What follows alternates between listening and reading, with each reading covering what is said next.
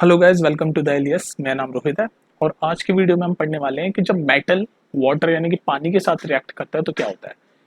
तो इससे previous video में हमने क्या पढ़ा था, जब मेटल ऑक्सीजन के साथ रिएक्ट करता है तो क्या होता है। केमिकल प्रॉपर्टीज के ही पार्ट है ना ये सारे, तो केमिकल प्रॉपर्टीज तो पढ़नी पड़ेगी मेटल्स की, नॉन मेटल्स की। तो अभी हम मेटल्स का पढ़ रहे हैं कि अगर मेटल वाटर के साथ रिएक्ट करे तो क्या होता है, और प्रीवियस वीडियो में ऑक्सीजन के साथ रिएक्ट कर रहा था तो क्या होता है वो पढ़ लिया था। ठीक है, तो देखते जाओ वीडियोस। तो सबसे पहले तो मैं देख लेता हूँ आपके सामने जनरल इक्वेशन कि जब भी कोई भी मेटल, मान लो ये मेटल है आपका, और रिएक्ट किसके साथ कर रहा है, पानी के साथ, वाटर के साथ। तो वाटर के साथ रिएक्ट किया तो क्या होता है, आपका बनता है मेटल ऑक्साइड। अब आप कहोगे ऑक्सीजन के साथ भी तो वही बनता था, रुको जरा, सबर रखो। तो metal oxide plus hydrogen gas evolve होती है। तो जब भी कोई मेटल वाटर के साथ रिएक्ट करता है तो मेटल ऑक्साइड बनता है और हाइड्रोजन गैस इवॉल्व होती है। अब देखो इसका एक और चीज है कि जो मेटल ऑक्साइड जो बनता है ना, ये फर्दर अगर पानी के साथ रिएक्ट होता है, ये जो मेटल ऑक्साइड बना, ये फर्दर पानी के साथ रिएक्ट होता है। पानी में ही तो है मेटल, तो मेटल ऑक्साइड बना और फिर वो पानी के अंदर ही रहेगा, तो मेटल ऑक्साइड पानी के साथ रिएक्ट करेगा और क्या बनेगा आपका, मेटल हाइड्रोक्साइड। और ये हाइड्रोजन गैस तो रहेगी ही रहेगी, तो आप लिख सकते हो हाइड्रोजन गैस। तो बेसिकली ये ऐसे चलता है पूरा इक्वेशन, समझ रहे हो कि मेटल और पानी, मान लो किसी पानी के अंदर हमने मेटल डाला तो पहले मेटल ऑक्साइड बनेगा और हाइड्रोजन गैस इवॉल्व होगी। और ये मेटल ऑक्साइड, अगर मेटल बहुत ज्यादा रिएक्टिव है, वो रिएक्टिविटी सीरीज में हमने देखा था, तो जो ऊपर के मेटल होते हैं जैसे सोडियम, पोटेशियम, है ना, ये सब जो होते हैं ये बहुत रिएक्टिव होते हैं। तो ये मेटल ऑक्साइड जो बना ये भी पानी के साथ और रिएक्ट करेगा, और साथ में बहुत ही एक्सोथर्मिक रिएक्शन होती है। वो एक्सोथर्मिक मतलब हीट रिलीज होती है, हीट रिलीज होती है, एक्सोथर्मिक रिएक्शन होती है। तो ये मेटल ऑक्साइड पानी के साथ रिएक्ट करेगा और बनेगा मेटल हाइड्रोक्साइड और हाइड्रोजन। तो ये थी जनरल इक्वेशन। अब हम इसके एग्जांपल्स देखते हैं और इक्वेशन देखते हैं। तो समझ गए, आसान भाषा में एक बार और रिपीट करता हूँ कि जब भी मेटल पानी के साथ रिएक्ट करता है तो मेटल ऑक्साइड बनता है और हाइड्रोजन गैस इवॉल्व होती है। और अगर मेटल बहुत ज्यादा रिएक्टिव है तो ये जो मेटल ऑक्साइड बना है ये फर्दर पानी के साथ और रिएक्ट करेगा और मेटल हाइड्रोक्साइड बनेगा और हाइड्रोजन गैस बनेगी। और इस तरह की जो रिएक्शन होगी उसको हम बोलेंगे एक्सोथर्मिक रिएक्शन। एक्सोथर्मिक मतलब जिसमें हीट रिलीज होती है। ठीक है, ये क्लियर है। अब देख लेते हैं कुछ एग्जांपल, उससे बातें क्लियर और हो जाएगी। चलो देखते हैं। अच्छा, एग्जांपल देखने से पहले मैं तुम्हें एक चीज बताओ, मैंने आपको प्रीवियस वीडियो में बताया था कि रिएक्टिविटी सीरीज होती है। जैसे मैंने प्रीवियस वीडियो में आपको बताया था कि कोई भी मेटल ऑक्सीजन के साथ जब रिएक्ट करता है तो वो सेम रेट पे रिएक्ट नहीं करता। जो मेटल बहुत ज्यादा रिएक्टिव है तो जल्दी रिएक्ट करेगा, ज्यादा रिएक्ट करेगा, और जो कम है वो लेस रिएक्ट करेगा। तो ये रिएक्टिविटी सीरीज होती है, ये आपको याद हो जाए तो अच्छा ही है। तो उसमें देखो सबसे ऊपर ऐसे होता है पोटेशियम, सोडियम, कैल्शियम, ऐसे चलता है रिएक्टिविटी सीरीज, है ना। मैग्नीशियम या आपका एल्यूमिनियम, आयरन, ऐसे। और सबसे कम रिएक्टिव कौन कौन से होते हैं, जैसे सिल्वर और गोल्ड। तो ऐसे रिएक्टिविटी सीरीज है। ये रिएक्टिविटी सीरीज आपको याद रहेगी। तो मैं एग्जांपल दिखाता हूँ आपको, देखो। तो पहला एग्जांपल है, अगर मैं जनरल इक्वेशन लिख देता हूँ कि metal react with water to give metal oxide और हाइड्रोजन गैस यानी H2 इवॉल्व होती है, हाइड्रोजन गैस। और अगर मेटल बहुत ज्यादा रिएक्टिव है, यानी कि जैसे मान लो अगर सोडियम और पोटेशियम मेटल है जो पानी के अंदर रिएक्ट ये मिक्स हो रहा है, रिएक्ट कर रहा है पानी के साथ, तो ये मेटल ऑक्साइड जो बनेगा, यानी कि सोडियम ऑक्साइड या फिर ये पोटेशियम ऑक्साइड या सोडियम ऑक्साइड जो बनेगा, ये फर्दर रिएक्ट करेगा। मेटल ऑक्साइड जो है वो फर्दर वाटर के साथ रिएक्ट करेगा और आपका क्या बनता है फाइनली, मेटल हाइड्रोक्साइड। और ये हाइड्रोजन गैस तो है ही, तो H2। तो ये जनरल इक्वेशन है। अब इसको एग्जाम्पल में देखते हैं हम जल्दी से। तो एग्जाम्पल में हम ऐसे देखेंगे कि भाई मान लो आपका पोटेशियम या सोडियम, दोनों का देख लेते हैं। तो ये पोटेशियम है, ये पानी के साथ रिएक्ट किया, पानी मतलब H2O। तो आपका क्या बनेगा, अब पोटेशियम आपको पता है सबसे ऊपर है रिएक्टिविटी सीरीज में, तो आपका मतलब ये बनेगा metal hydroxide plus hydrogen gas. तो देख लो आप, मेटल हाइड्रोक्साइड यानी मेटल क्या है, पोटेशियम, तो यानी potassium hydroxide plus hydrogen gas. और मैंने आपको बताया था कि बहुत तेजी से रिएक्ट करता है, रिएक्टिव बहुत, क्योंकि पोटेशियम और सोडियम बहुत रिएक्टिव है। तो इस तरीके की रिएक्शन क्या होती है, मैंने अभी आपको बताया, एक्सोथर्मिक।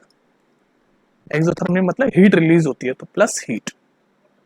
तो ये है। अब इसको बैलेंस है कि नहीं वो भी देख लो। हाइड्रोजन के यहाँ पर 3 है और ऑक्सीजन का 1 है, बैलेंस तो नहीं है तो इसको बैलेंस करो, तो ये 2 के यहाँ डालूंगा और 2KOH, हाँ आई थिंक अब बैलेंस है, ठीक है।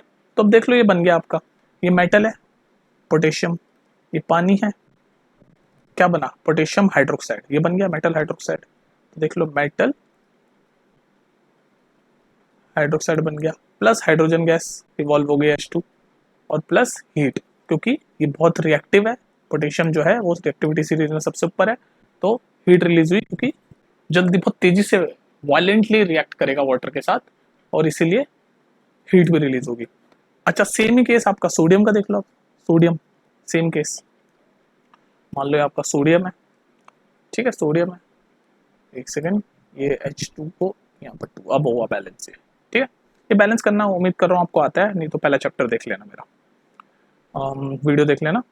तो अब देख लो सेम, अगर मेटल यहाँ पर मैंने पोटेशियम लिया, अब दूसरा मेटल अगर मैं एग्जांपल में सोडियम लेता हूँ तो कैसे करेगा, सेम ऐसे ही करेगा, सोडियम है पानी के साथ रिएक्ट किया, टॉप में है रिएक्टिविटी सीरीज में, तो मेटल हाइड्रोक्साइड बनेगा, यानी कि तो मेटल क्या सोडियम, तो sodium hydroxide plus hydrogen gas और एक्सोथर्मिक रिएक्शन होगा क्योंकि हाईली रिएक्टिव है दोनों मेटल, तो प्लस हीट रिलीज होगी। अब इसको भी देख लो बैलेंस है कि नहीं है, हाइड्रोजन के यहाँ 2 डालूंगा तो 2, ये अब बैलेंस है, ठीक है। तो ये एग्जांपल देख लिया आपने कि जब पोटेशियम एक मेटल है पानी के साथ रिएक्ट किया तो मेटल हाइड्रोक्साइड यानी पोटेशियम हाइड्रोक्साइड बना, हाइड्रोजन गैस रिलीज हुई और हीट रिलीज हुई, क्योंकि ये दोनों पोटेशियम जो है बहुत रिएक्टिव है और पानी के साथ बहुत वायलेंटली रिएक्ट करेगा, आग लग जाती है, बर्न हो जाता है। अच्छा अब इसमें देखो एक कॉन्सेप्ट आया, मैंने आपको प्रीवियस वीडियो में बताया था कि मेटल सॉरी पोटेशियम और सोडियम ये दोनों हम ओपन एयर में नहीं रखते क्योंकि ये ऑक्सीजन के साथ वायलेंटली रिएक्ट कर देते हैं इसलिए हम इसको केरोसिन में डुबो के रखते हैं। ये मैंने बताया था कॉन्सेप्ट आपको कि सोडियम और potassium top air reactivity series में, तो हम इसको ओपन एयर में नहीं रख सकते क्योंकि ये रिएक्ट कर जाएंगे एयर के साथ, ऑक्सीजन के साथ, और बर्न कर जाएंगे। सिमिलरली हम वाटर में भी नहीं रख सकते, इसीलिए हम केरोसिन में डुबो के रखते हैं। ये सोडियम और पोटेशियम को हम केरोसिन में डुबो के रख सकते हैं, पानी में भी नहीं रख सकते क्योंकि आपने देख लिया पानी के साथ भी ये हीट रिलीज कर देते हैं, क्योंकि पानी के साथ भी ये बहुत तेजी से रिएक्ट कर जाते हैं, ठीक है। तो आपने देखा, अब और देखते हैं। तो बात वही है कि हर मेटल जिस रेट के साथ पानी के साथ रिएक्ट करता है वो अलग अलग है। अब ये दोनों बहुत हाईली रिएक्टिव थे तो इन्होंने हीट भी रिलीज की और मेटल हाइड्रोक्साइड बनाया। अब अगर कोई मैं नीचे वाला मेटल ले लूँ, नीचे वाला मेटल मतलब जैसे फॉर एग्जांपल कैल्शियम ले लूँ या और कोई ले लूँ, तो वो कैसे रिएक्ट करेंगे पानी के साथ वो देखते हैं, ठीक है।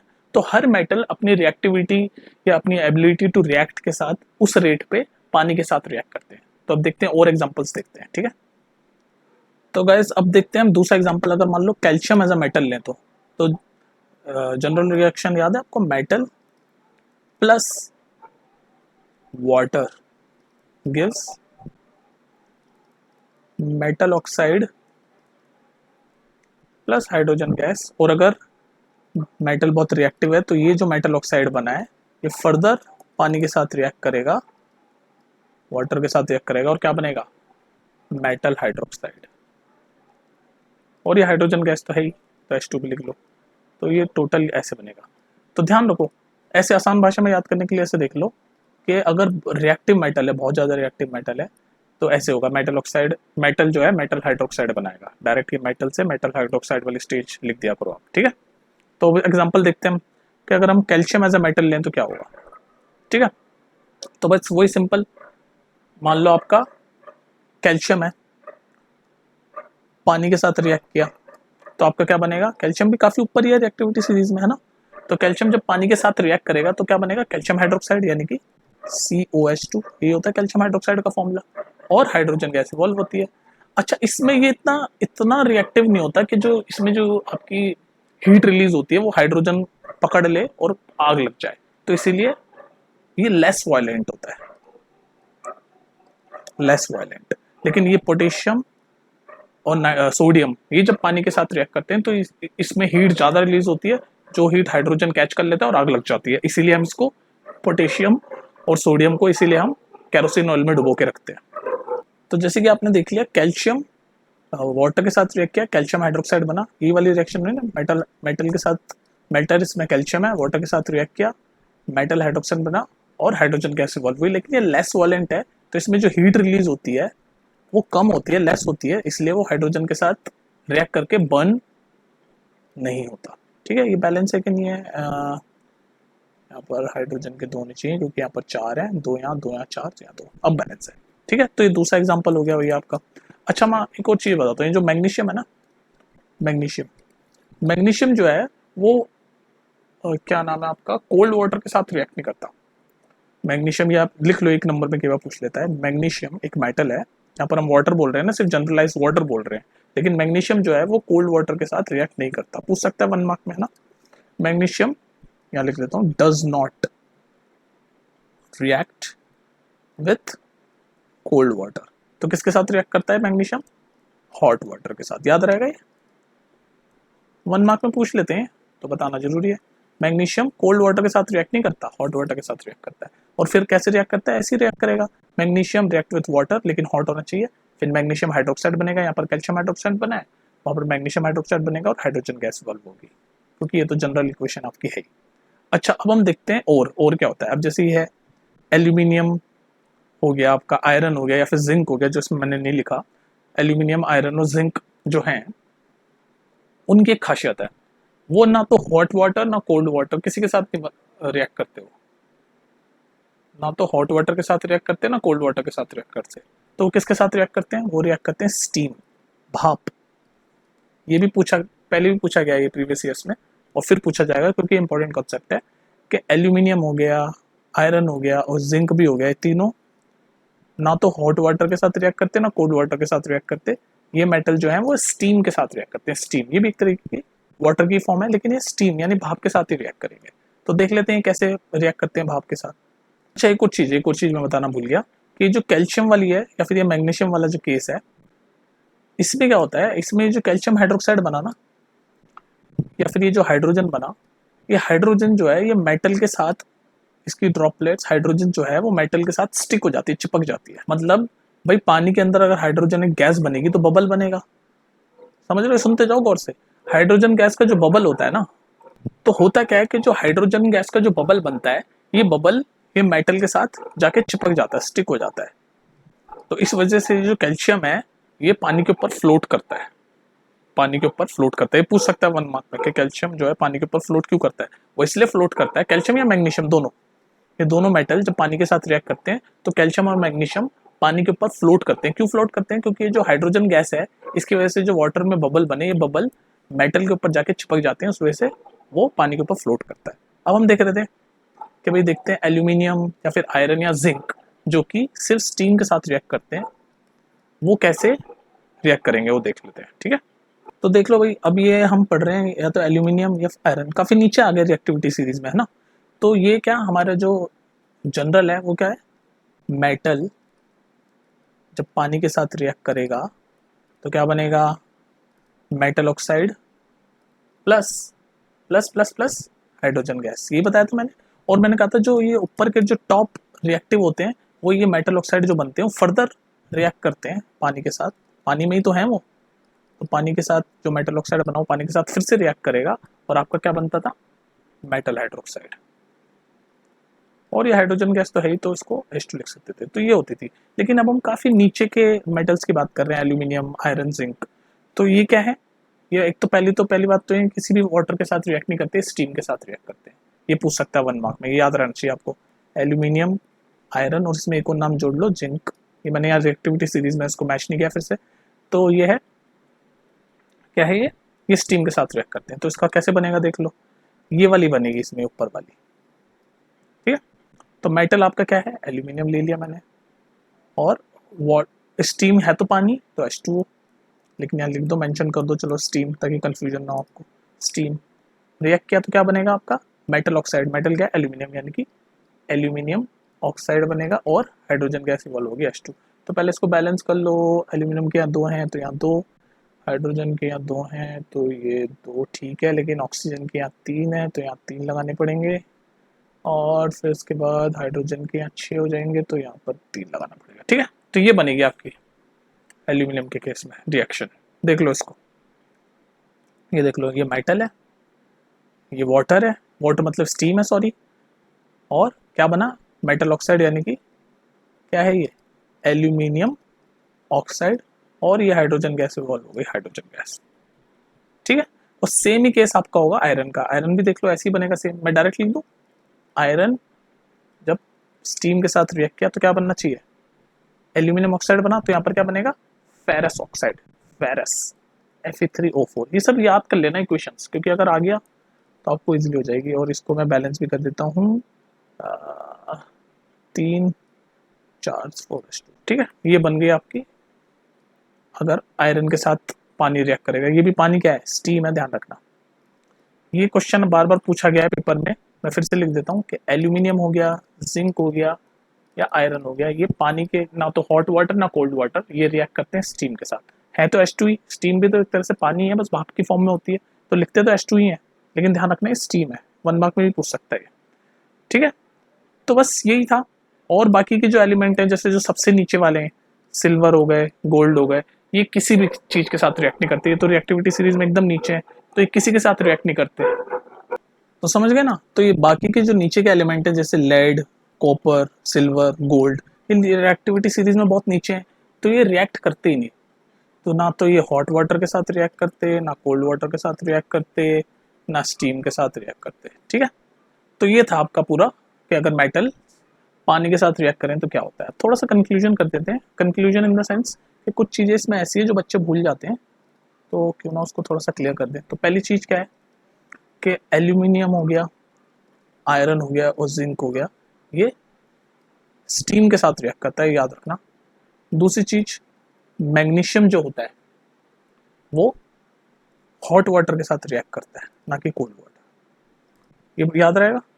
अच्छा जी, और क्या था तीसरा पॉइंट, कैल्शियम हो गया, मैग्नीशियम हो गया, ये जब पानी के साथ रिएक्ट करते हैं तो ये फ्लोट होते हैं, पानी के ऊपर फ्लोट होते हैं। और क्यों फ्लोट होते हैं ये भी देख लो, रीजन क्या है फ्लोट होने का, रीजन क्या है फ्लोट होने का, फ्लोट होने का रीजन ये है कि जो हाइड्रोजन गैस का जो बबल होता है, हाइड्रोजन गैस का जो बबल होता है वो स्टिक हो जाता है, स्टिक मतलब चिपक जाता है मेटल पे। मेटल इस केस में क्या है, कैल्शियम या मैग्नीशियम पे चिपक जाता है, और इस वजह से ये फ्लोट करते हैं। ये कुछ चीजें जो 1 मार्क में पूछ लेते हैं और बच्चे भूल जाते हैं। तो एल्यूमिनियम, आयरन, जिंक स्टीम के साथ रिएक्ट करते हैं, हॉट कोल्ड वाटर कुछ नहीं। मैग्नीशियम सिर्फ हॉट वाटर के साथ रिएक्ट करता है।